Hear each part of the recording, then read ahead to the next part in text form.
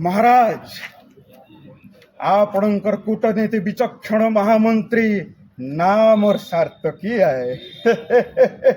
महाराज आपणकर उन्नत मस्तक फिर चिंतार गार का करी हे दैववाणी शुणला दिनु आपणकर मनरे भयर आशंका पशिचे आपण हे देवता मानकर कूट चक्रांत नहीं जानी।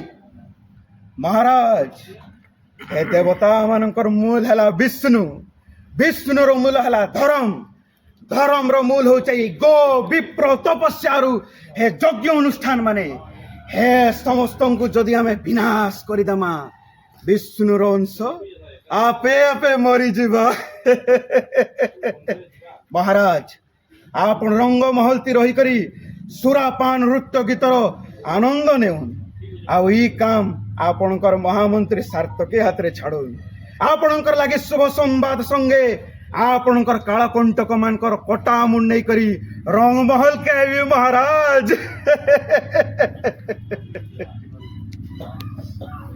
असुर संग्राम रे विष्णु सही चतुर्भुज विष्णु सही देवकी अष्टम गर्भ संतान जेते बेले पुत्र न होई कन्या होइतिला देवकी कहितले मते भ्राता यह पुत्र नुहे कन्या सेते बेले आहुरी मोर रक्त उत्पीड़ित हो उठितला महामंत्री सामान्य कन्या विष्णु माया मोहिनी रूप धारण करी देवता मानक निमंते अमृत हरण करितला से विष्णु आ से विष्णु अनिंद सुंदरी रूप धारण करी महिषासुर को हत्या करितला।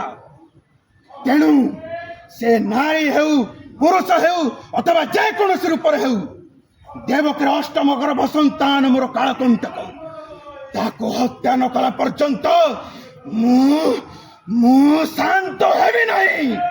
आदेश दियो मोर अष्टमल्ल वीरंकु समस्त को पठाओ गोपनगर को छुटी जानती मोई गोपपुर को टिके टिके काटी हत्या करती गोपपुर समग्र आदिवासी को अतल जमुना गर्भरे भसाई दियंती। किंतु रही जे गोमत ऋषिंकर अभिशाप जदि स्पर्श करे जमुनार जल जदि जदि पाद पकाइबी गोमत पर्वते तेबे मूर्धन्य फाटी मरीजिव ए वीर कंसासुर।